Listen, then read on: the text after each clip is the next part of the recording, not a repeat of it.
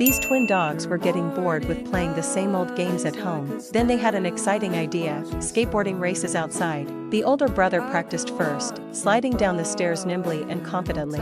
Seeing this, the younger brother didn't want to be outdone and started practicing on his own skateboard. The day they had been waiting for finally arrived. The race began with enthusiastic cheers. However, experience spoke for itself.